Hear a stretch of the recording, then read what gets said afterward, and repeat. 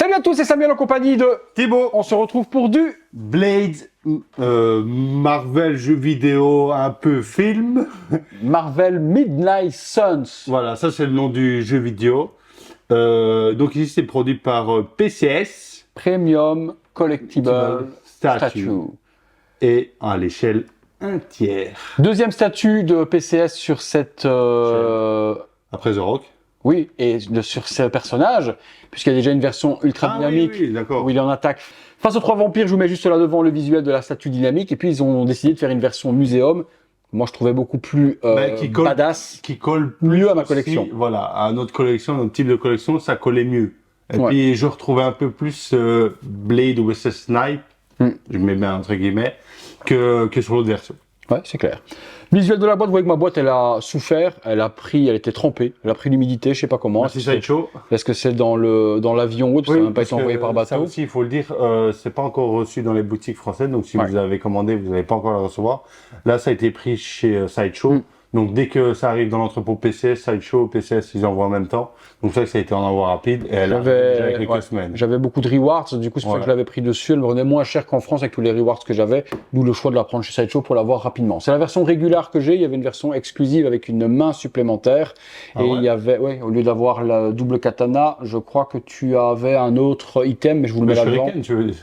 Enfin, le double. Ok. Le shuriken, il y avait une autre arme, je sais pas, une dague. Une dague ou un truc dans le genre. Enfin, voilà, moi c'est la version régulière que j'avais. La version exclusive, elle était uniquement sur le site de PCS, on pouvait pas l'avoir chez Sideshow.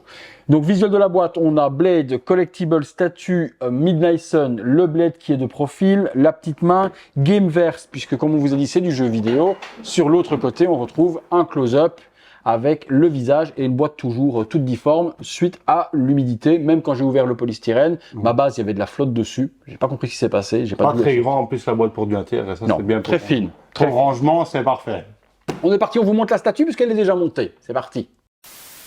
La statue est directement montée, hyper simple. Il y a la base, 4 chauves-souris. On a la partie des jambes et puis le torse est en une seule pièce avec la veste. Et il y a juste ce bras-là à rajouter. Ce bras-là, il est directement intégré dedans.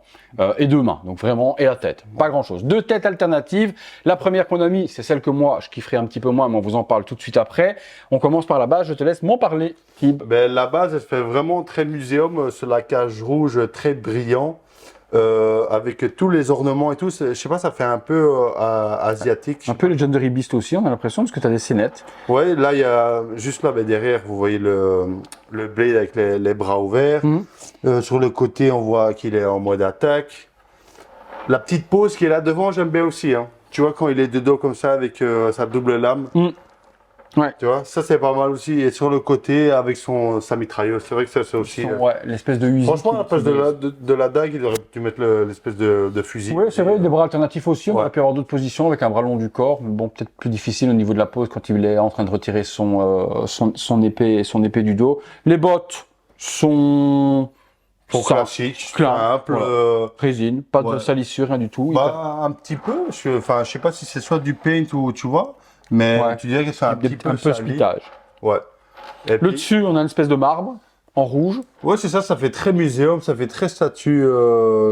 Les ornements, des trucs un peu vampires. Les petites chauves-souris, elles sont aimantées, elles s'enlèvent de la sorte pour reprendre forcément l'aspect Blade vampire, hein, Daywalker. Le mec qui peut marcher dans la journée, malgré un vampire, dans un nuit. C'est Blade le combat.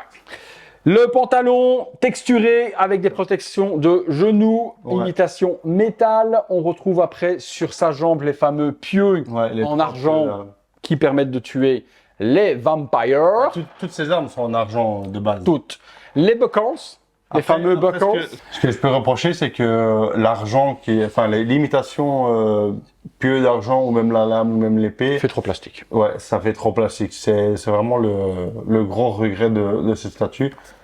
Mais on va dire exposé, ça fait comme le taf. C'est ça. Ouais, c'est pas haut de gamme comme on peut voir chez d'autres fabricants. Son espèce de boomerang shuriken dans la main, c'est une arme classique de Blade. Par contre, là, elle est hyper grande par rapport à celle qu'on est habitué à voir dans le film. Elle n'est pas aussi grande que ça. Là, Là, c'est vraiment par rapport aux jeux vidéo, quoi. Quand même gigantesque. Ouais. Pantalon texturé, on revient sur son armure de torse avec les petites boucles. Très belle. Classique, qui ressemble un petit peu à l'armure du film. Du film, c'est un peu pareil, ouais, c'est ça. Et puis son long trench en cuir avec une bonne texture. Bien, ça, Vraiment bien fait. Petite ceinture qui revient autour. Les petites grenades sur le bras. Et puis on a des parties d'armure ici au niveau des armes. La fermeture éclair. Ouais. Elle n'est pas super bien propre. Alors elle mériterait d'être travaillée un petit peu, parce qu'il y a des endroits où il manque un peu de gris, quoi, je trouve.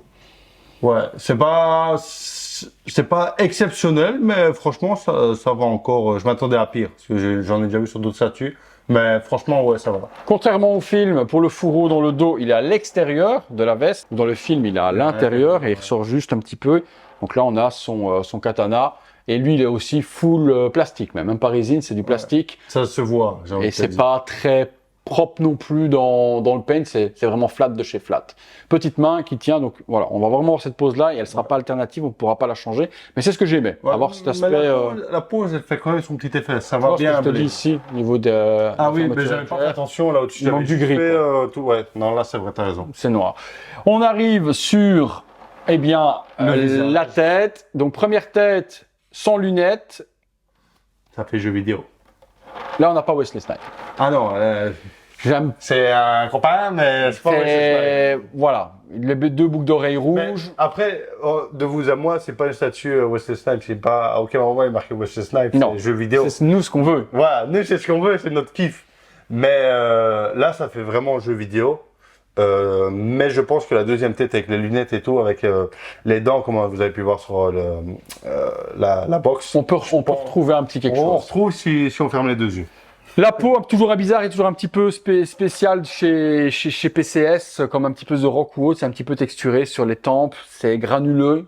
Même chose au niveau de la partie qui a été rasée derrière. Il n'a pas de tatouage du tout, non plus comme Wesley Snipes dans la nuque. Ça aurait été bien de l'avoir. Mais dans le jeu vidéo, c'est qu'il ne doit pas les avoir. Les yeux sont fort grands, c'est des stickers, c'est bien peint. C'est un petit peu vert comme ça, avec des petites veines. Avec ces petites boucles d'oreilles rouges. Après, non, franchement, la tête est bien. Après, c'est pas de la résine transparente comme Prime One fait. Ça reste de la résine classique, Sideshow, PCS, ouais, c'est ça. Et la coupe de cheveux, elle me dérange pas. Non, on a l'aspect afro. Ouais. Au niveau de l'aspect un petit peu granuleux, c'est bien fait. Mais bon, ça c'est une tête. Dommage par contre, tête alternative. Sans stand. Par contre, de e-leaning. Non, elle boulotte, hein, regarde. E-leaning. Donc cette tête-là, ok, mais par contre pas de stand, rien du tout pour l'exposer. Elle tient même pas toute seule. Donc moi j'ai un petit meuble là-bas avec mes têtes alternatives et je la laisse là-bas. Au moins ça la protège. Ouais, si vous avez une étagère Bror en métal, vous la mettez dessus, ça tient. Testons. Je confirme, ça tient, mais c'est quand même un peu branlant.